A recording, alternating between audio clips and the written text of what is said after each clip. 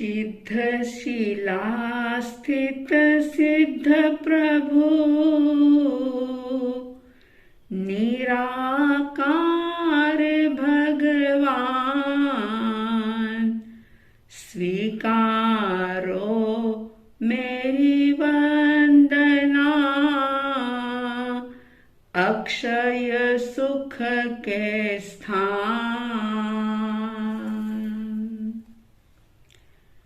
श्रद्धालु जिज्ञासु श्रोताओं, आइंबिल ओली पर्व का आज दूसरा दिवस नमो सिद्धाणम इस दूसरे पद की आराधना साधना करने का ये पावन दिन।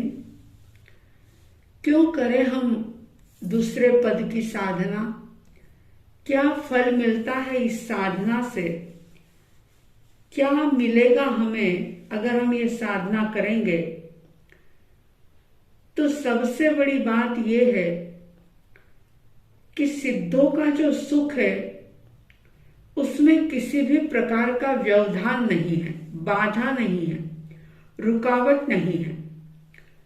और संसार में जिसे आपने सुख समझा है वो वास्तविक सुख नहीं है। हर सुख के पीछे दुख छुपा हुआ है।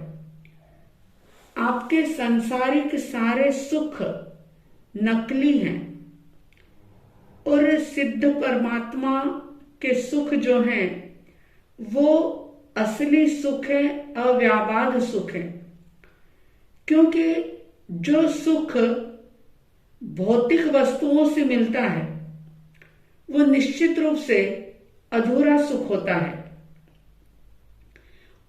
आत्मा की शांति और समाधि से जो सुख मिलता है, सचमुच सुख वास्तव में वही है, वही आनंद है। और इस आत्मा की शांति और समाधि के साथ किसी भी प्रकार के दुख का मिश्रण नहीं होता है। और सही अर्थों में देखें तो सुख तो उसे ही कहा जाता है जो बाधा रहित हो, जिसमें कोई डिस्टर्ब ना हो, किसी प्रकार की रुकावट ना हो, जो सुख कभी दुख रूप में ना बदले, वास्तव में उसे ही सुख कहा जाता है। और सिद्ध भगवान जो अव्याबाद सुख को भोगते हैं, यानी जहां केवल सुख ही सुख है, उस सुख में कभी भी कोई विघ्न, कोई बाधा, कोई रुकावट नहीं आती।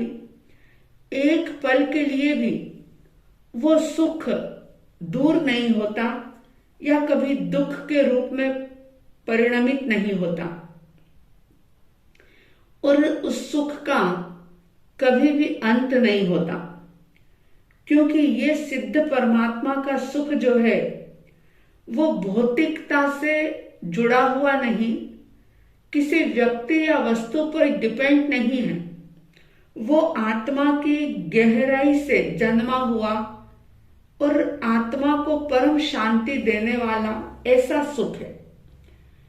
तो इस सुख को पाने के लिए हम सिद्ध परमात्मा की यानी इस दूसरे पद की साधना करते हैं। सिद्धों के स्वरूप को समझने के लिए आप चिंतन करें। मैं समझती हूं कि नमोत्थुणम का पाठ लगभग आप सभी लोगों को आता होगा। उसमें एक बात आती है, शिव मयल मरुय मणंत मखय मवावाह मपुनरावित्ति सिद्धि गई नाम ध्येयम ठाणम संपत्ताणम। ये जो शब्द हैं ये सारे सिद्ध परमात्मा के स्वरूप को बताने वाले हैं। शिव यानी कल्याण रूप है, यानी जिनको किसी भी प्रकार की कोई विघ्न बाधा, कोई भय, कोई उपद्रव नहीं होता है। अचल है वो। अचल का मतलब किसी भी प्रकार की कोई चंचलता नहीं होती, अस्थिरता नहीं होती। जिस रूप में आत्मा स्थिर हो गई उसी रूप में हमेशा ही विराजमान होती है। अरुज अरुच का मतलब होता है उनको किसी भी प्रकार का कोई रोग नहीं होता, यानी पूरी तरह से भी निरामय निरोग स्वरूप है, क्योंकि रोग बीमारी असाता वेदनी के उदय से होती है और उन्होंने संपूर्ण वेदनी कर्म को क्षय कर दिया है।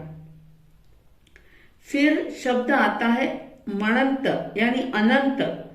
अनंत का अर्थ होता है विराट या व्यापक, और यूं भी कहा जा सकता है कि जिनके गुणों का कभी अंत ना हो।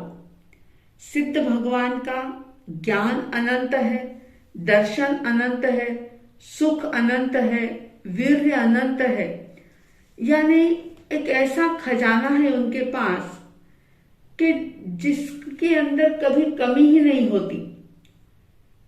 अनंत भंडार में से अगर वो अनंत दे भी दें तो भी वो अनंत ही रहता है।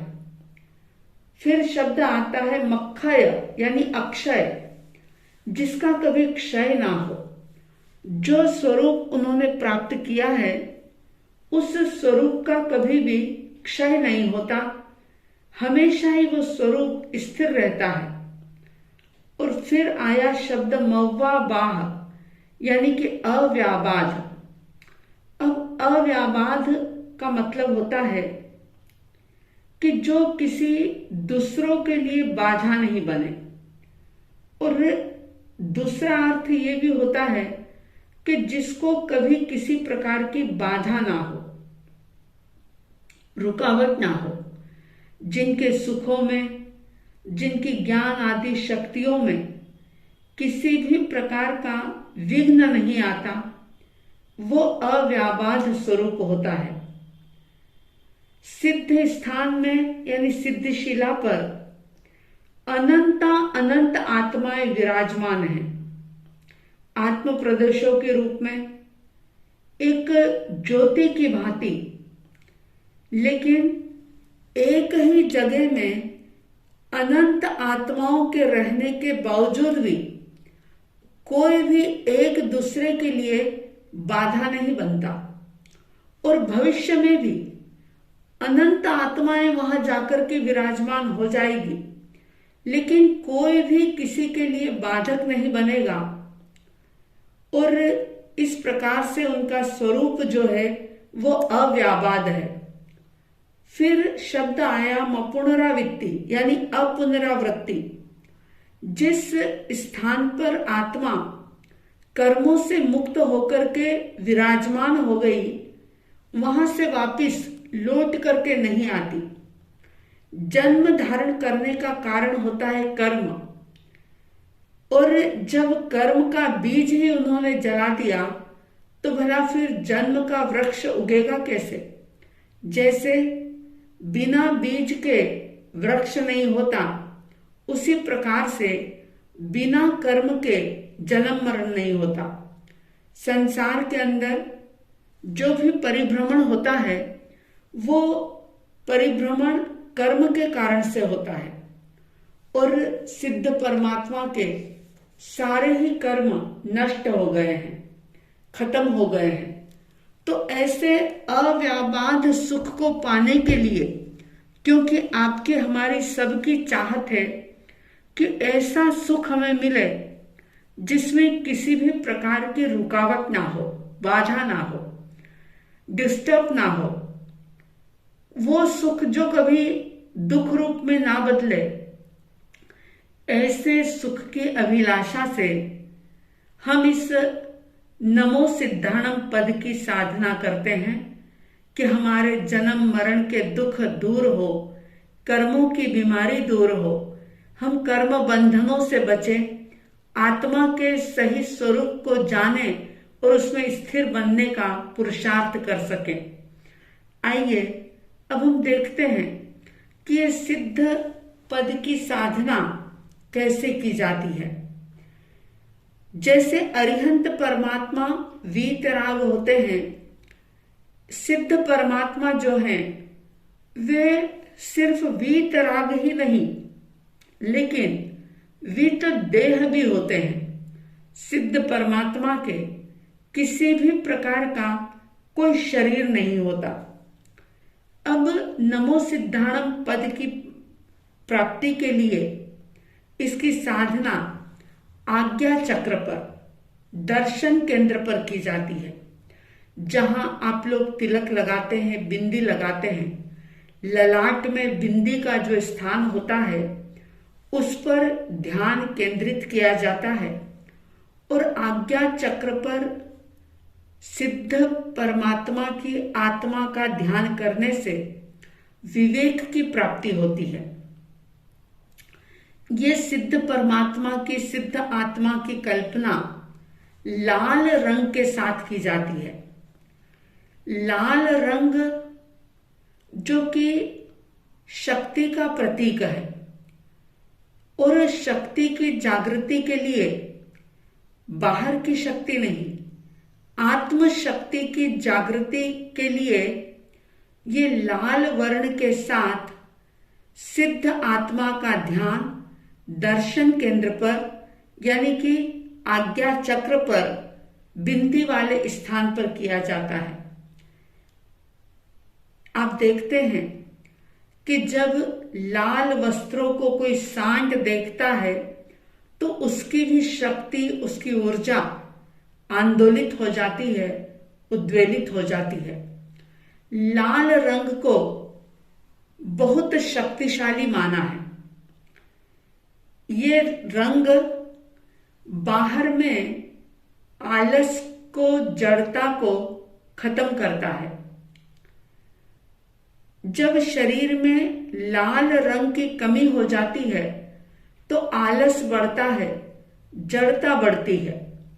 अगर आप आलस महसूस करते हैं तो सिर्फ होली के पर्वों के दिवसों में ही नहीं, वैसे भी हर रोज अगर आप इस आज्ञा चक्र पर लाल वर्ण की कल्पना के साथ सिद्ध परमात्मा का ध्यान करते हैं तो आपके शरीर की जड़ता और आलस दूर होता है।